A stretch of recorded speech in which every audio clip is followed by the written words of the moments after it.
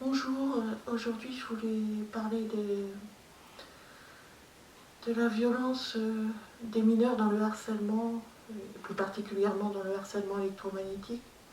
Alors au début j'avais pensé à mettre le titre tout simplement la violence des mineurs dans le harcèlement électromagnétique, et après j'ai changé pour mettre un peu le bémol. Alors si implication des mineurs, quel degré de violence euh, dans le harcèlement électromagnétique, parce que je ne suis pas la seule de personnes ciblées à avoir soulevé l'éventualité que des mineurs participeraient au harcèlement. Euh, Maintenant, bon, c'est un harcèlement quand même grave, et même s'il est perpétré par des adultes à la base, voilà, les harceleurs, ils ne sortent pas de nulle part, notamment euh, dans les réseaux autour du logement de la cible, même s'il y a quelque chose derrière le harcèlement de proximité, s'il y a quelque chose d'envergure derrière, un réseau plus important. Dans notre quotidien, on est quand même harcelé par toutes sortes de personnes, et c'est des citoyens ordinaires, c'est-à-dire que c'est des harceleurs qui ont des parents, qui ont des grands-parents pour les plus jeunes, qui ont des enfants, et qui sont quand même H24 sur nous, même s'il y a des relais, et s'ils sont nombreux. Euh, dans mon cas, enfin moi j'estime qu'il y a quand même un noyau dur. Après, il y a ce qu'on appelle des pions aussi quand on parle de ce type de harcèlement en réseau, de gang stalking, c'est-à-dire des individus dans la périphérie du noyau dur qui participent à notre harcèlement. Mais c'est quand même du H24. Enfin, je parle pour moi, mais notamment quand je suis dans mon logement, c'est du H24. Ça peut déborder à l'extérieur, mais c'est plus modéré à l'extérieur que quand je me trouve dans la proximité immédiate de mon logement ou dans mon logement directement. Et à partir de là, moi, je soupçonne une famille, depuis longtemps maintenant, de me harceler. Alors, je ne m'attache pas à ce qu'il peut y avoir derrière. J'ai un fil, c'est ce que je vois dans ma proximité, voilà, depuis 10 ans.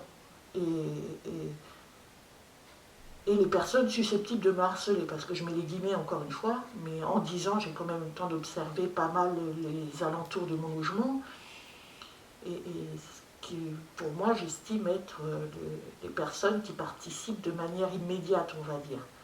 Donc je tire sur ce fil-là pour dérouler la plotte, mais c'est vrai que je ne vais pas aller directement chercher où se trouve la plotte, si on peut dire, c'est-à-dire dans des réseaux d'envergure qui pourraient se cacher derrière.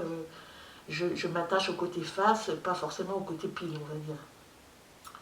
Euh, et dans ce côté face-là, il est composé de citoyens ordinaires qui évoluent en famille, entre amis, avec leurs connaissances, qui ont leur vie, quoi, tout simplement. C'est vrai qu'on a l'image aussi, le harcèlement est tellement grave, il y a beaucoup de cruauté d'exercer, de sadisme, de vachialité, notamment dans l'acharnement à nous matraquer, quoi. Il n'y a pas de répit.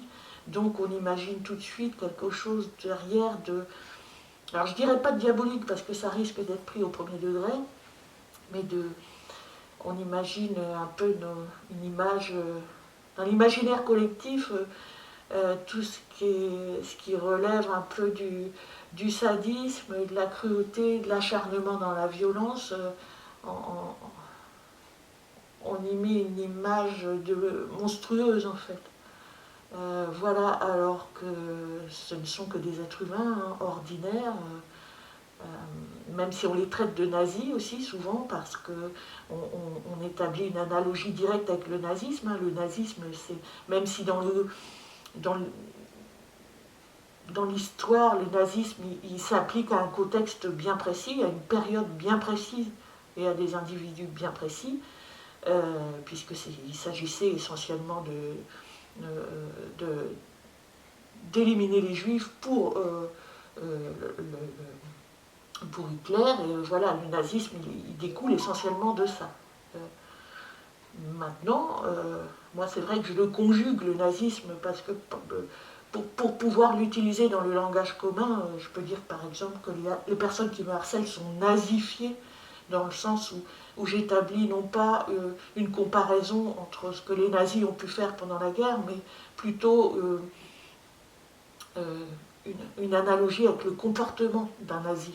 C'est-à-dire considérer que l'autre est inférieur, que cet autre-là est inférieur et qu'on doit l'éliminer. Hitler, dans Mein Kampf, il disait directement des juifs que c'était des rats.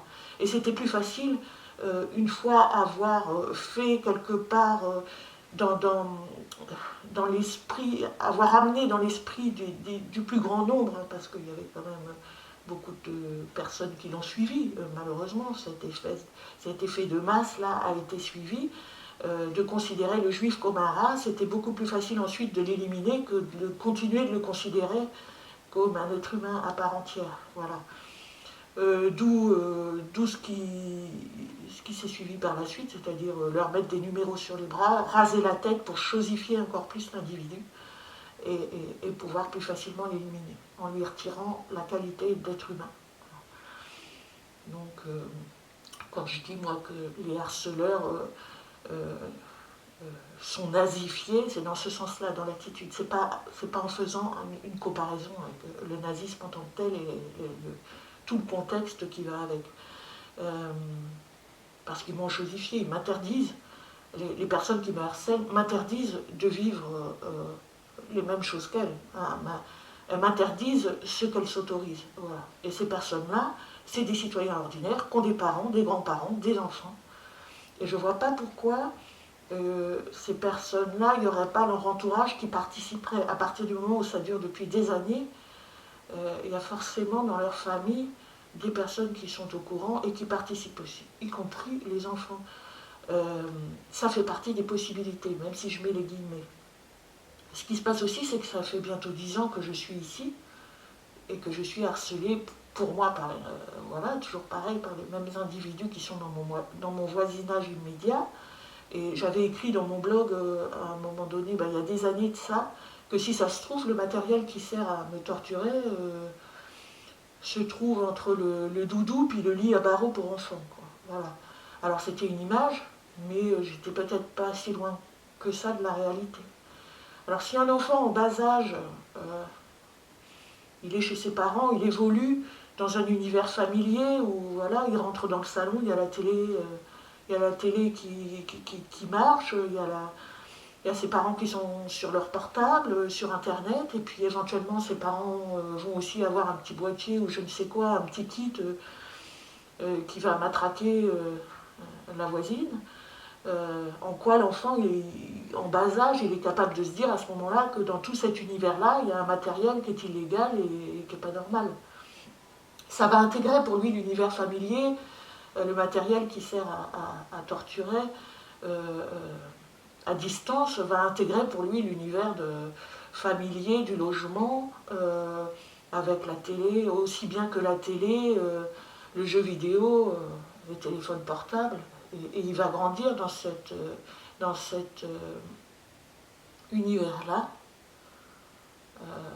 comme étant la normalité. Voilà. Alors quand je parle des jeux vidéo, oui, parce que ça a son importance aussi. Hein. Bon, vous jouez aux jeux vidéo, généralement c'est pas... les jeux vidéo vraiment qui marchent, c'est ceux où il y a des armes, où on peut tuer assez facilement. Donc il faut aussi que l'enfant il réussisse à intégrer le fait qu'après le jeu vidéo, c'est la réalité qui se passe. Quelle différence en fait entre la manette du jeu vidéo puis la manette à papa qui envoie des tirs à distance sur la tête de la voisine, quoi. Voilà. Donc 10 ans plus tard, l'enfant est devenu adolescent pour le coup. Hein. Et donc, si pendant 10 ans, il a connu que cette perspective-là comme vie, comme étant normale, il continue d'évoluer avec ça comme étant la normalité. Et si ses parents vous ont chosifié, il n'y a aucune raison pour que lui vous humanise, quelque part. Voilà. Donc c'est dans ce sens-là que je parle de conditionnement aussi des enfants dans le harcèlement électromagnétique et je ne vois pas en quoi ça serait ça serait pas possible en fait que des enfants participent, dans le sens, encore une fois, où les personnes qui nous harcèlent, tout du moins celles qui sont dans notre proximité immédiate, eh ben, sont des parents, ou ont des parents, ou les deux, des frères et sœurs, ils ont une famille, quoi. Le pion qu'on peut voir devant chez nous a une famille. De même que la personne qui travaille à la DGSI a une famille. Voilà, c'est comme ça. Et je pense, oui, que c'est possible que des enfants participent. C'est terrible, mais c'est possible. En ayant cette... sans vouloir les dédouaner, en ayant quand même cette impression d'évoluer pour eux dans un cadre normal. Alors, qu'est-ce qui pourrait trouver une issue favorable à tout ça? C'est que plus tard, en grandissant, ils rencontrent des personnes qui ont une éthique, voilà, et qui leur ouvrent les yeux en disant ce qui se passe ici ou ce qui s'est passé ici avec tes parents, c'est pas normal. Voilà. C'est pas normal. On fait pas ça à quelqu'un. C'est illégal déjà, d'un point de vue typiquement judiciaire. Et voilà. Mais sinon, à partir du moment où il n'y a personne pour nous mettre un curseur, on ne peut pas demander non plus à ce que l'enfant ou l'ado de lui-même mette une limite à ce qui se passe. Ils ont une figure d'autorité et souvent ils la prennent pour exemple. Voilà. Donc là justement on est en plein dedans, hein, parce que l'excuse de minorité, là, le gouvernement est un peu en panique suite aux violences graves perpétrées par les ados. Et ça m'a fait réagir aussi sur les premiers téléphones portables arrivés sur le marché. L'iPhone par exemple, ou l'iPhone, il est arrivé sur le marché en 2007. Le système Android a été inventé en 2008, les smartphones en ont découlé par la suite. YouTube date de 2005, et la première, on va dire, le premier protocole Wi-Fi concluant a été instauré en 1997. Et à l'époque, c'était la vitesse 2 mégabits par seconde. Là, on est arrivé en 2024 à 550 mégabits par seconde. Voilà. La première 3G est arrivée en 2001. En 2030, la 6G doit arriver sur le marché. Enfin, voilà. Il y a une évolution dans l'univers high-tech et dans la violence aussi des ados. Violence aggravée, j'entends, parce qu'il y a toujours eu du harcèlement scolaire, enfin, la violence d'adolescents. Enfin, il y a toujours eu de la violence. Sauf que là, il y a un pic dans la violence aggravée, et notamment des mineurs de 15 ans et de moins de 15 ans, mais surtout de 15 ans dans ces eaux-là. Ça correspond pile à la naissance, quelque part, des premiers téléphones portables sur le marché. Voilà. Les adolescents d'aujourd'hui sont nés avec le téléphone portable, qui est arrivé sur le marché en 2007-2008. Donc vous faites 2008 et 15, 2023. Voilà. Donc on arrive pile poil dans les... Donc ça joue aussi là-dessus. Je pense que les écrans en général ont permis ça, parce qu'il n'y a pas de filtre, il n'y a pas de curseur, et la violence se banalise au travers de ce qu'on peut voir sur YouTube, sur les écrans. Et avec la Wi-Fi et le développement de la torture high-tech, les enfants qui évoluent dans cet univers-là ne peuvent que développer cette ultra-violence sans plus avoir de curseur, et donc l'aspect définitif de la mort leur échappe. Voilà. D'autant plus que vous représentez pour les adultes qui les entourent quantité négligeable. Donc on peut pas non plus demander, puisque là, si on suit un peu l'actualité, imposer une limite d'écran, on va dire, de portable, etc.,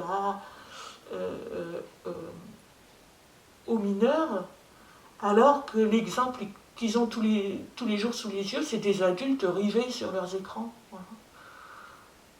Donc quelque part, on exige ou on impose, on va imposer à des adolescents ce que les adultes n'arrivent même pas à tenir. Les adultes n'arrivent pas à se passer de leur portable, alors qu'ils sont censés quand même être adultes et avoir la maturité nécessaire ou la solidité nécessaire pour ça. Par contre, on va imposer à leurs ados de se limiter, alors qu'ils n'ont pas, pour le coup, il faut qu'ils soient plus solides en fait que leurs parents, quelque part. On exige qu'ils soient plus solides qu'eux par rapport à une addiction, parce que c'est bien de l'addiction dont on parle. Enfin là, je digresse un peu, mais pour revenir au harcèlement qui nous occupe, on ne peut pas se dire que les individus qui nous harcèlent seraient mis dans une case à part,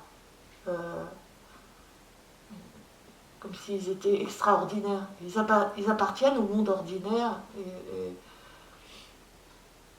et ils bercent aussi dans l'univers high-tech. Le problème, c'est que malheureusement, ils ont eu accès à un matériel qui permet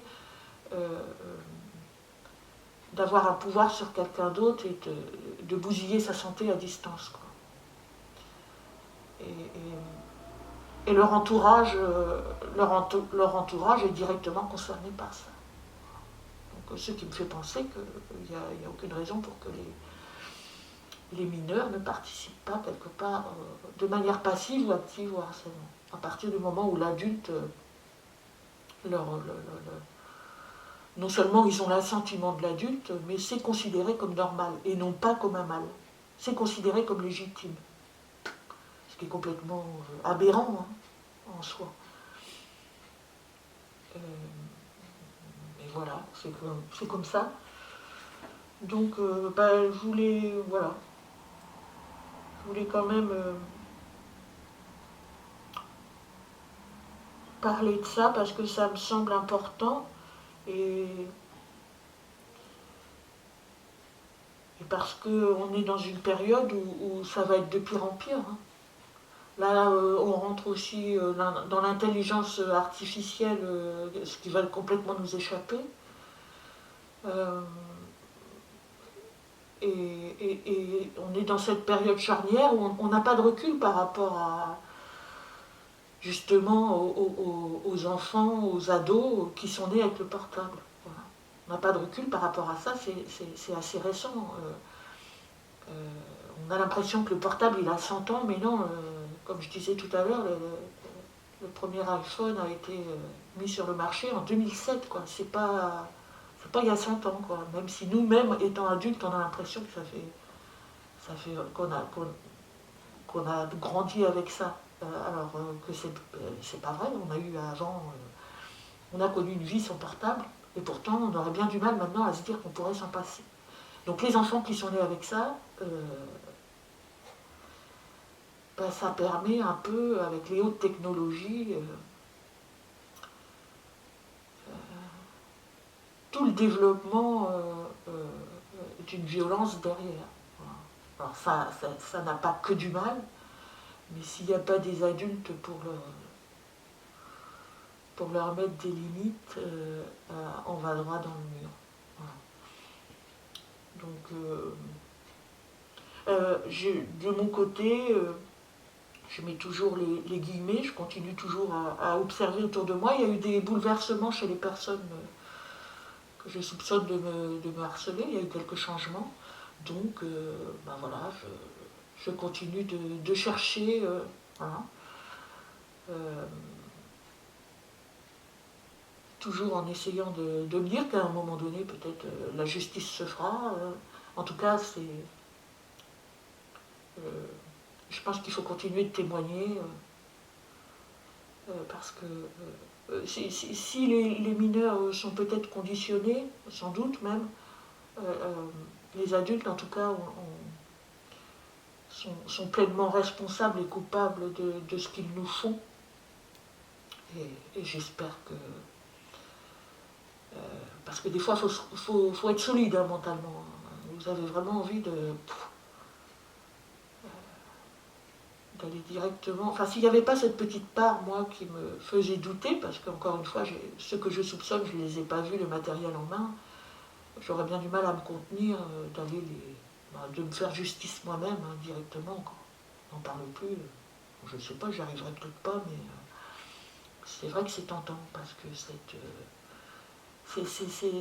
c'est vraiment des ordures, quoi. Il n'y a pas d'autre mot, quoi. C'est des individus... euh, encore une fois, on demande de mettre le curseur à des enfants, mais les adultes ne l'ont pas, ce curseur. Ils ne le mettent pas, ils n'ont pas d'éthique, ils n'ont rien, il n'y a pas de plomb dans le crâne et tout. Donc il n'y a pas de raison que les enfants dans leur entourage aient du plomb dans le crâne, quoi. Encore une fois, ils évoluent pour eux dans la normalité depuis des années, alors qu'il y a ce qui fait pour eux figure d'autorité sont tout simplement des criminels, quoi, ni plus ni moins. C'est des criminels, il n'y a pas d'autre mot, quoi. Et des sadiques aussi, parce que je me permets de penser qu'ils prennent quand même un certain plaisir à votre souffrance et ils s'en amusent, quoi. Voilà. Enfin, je le sens dans les petites hostilités, enfin, il y a les hostilités sonores, mais il y a aussi les petits cris d'oiseaux voilà, quand ils vous ont empêché de dormir, qu'ils vous ont bien massacré, tout ça. Ouais, il y a du sadisme, et donc, il n'y a rien. Je veux dire, tant qu'il n'y aura pas quelque chose pour les arrêter, je suis même pas sûre qu'à un moment donné, je pense pas qu'ils puissent, après toutes ces années, prendre conscience. Enfin, ils savent ce qu'ils font, attention, mais et encore une fois, c'est parce qu'ils vous chosifient, donc pour eux, c'est normal. Et ils sont dans la toute-puissance, donc ils sont dans ce que l'être humain a de pire, en fait. Ils sont dans ce que l'être humain peut développer de pire à partir du moment où il a le pouvoir. Et donc, il n'y a pas grand-chose qu'on puisse... le raisonnement, il n'y en a pas. Donc, voilà. Ce qui reste, c'est les témoignages. Et puis par rapport aux enfants, par contre, oui, peut-être dans leur vie, ils seront amenés à rencontrer des personnes qui seront un peu plus raisonnées pour le coup et qui leur mettront un peu la réalité en face des yeux, quoi. Voilà, c'est tout ce qu'on peut leur souhaiter, au moins. Voilà. Mais pour le moment, j'ai plutôt voilà, j'ai du mal à leur trouver, même aux enfants, s'ils participent à mon harcèlement, s'il y a des enfants qui participent, enfin des ados, on va dire, à mon harcèlement. Et même si je sais que derrière il peut y avoir un conditionnement, c'est quand même assez difficile de leur accorder quelque excuse que ce soit. Voilà, faut admettre. Mais c'est important de rétrospectivement faire, par rapport à ces 10 ans qui viennent de passer, de se dire que voilà, c'est avant tout des ados qui ont été enfants et qui ont peut-être évolué dans un univers qui pourrait relever de la normalité, alors qu'en fait, les figures d'autorité qu'ils avaient sous leurs yeux étaient en train enfin, étaient dans l'illégalité totale en torturant quelqu'un à distance et continuent de l'être. Voilà. Bon, c'est tout pour aujourd'hui. Bon courage à toutes les cibles et à plus tard.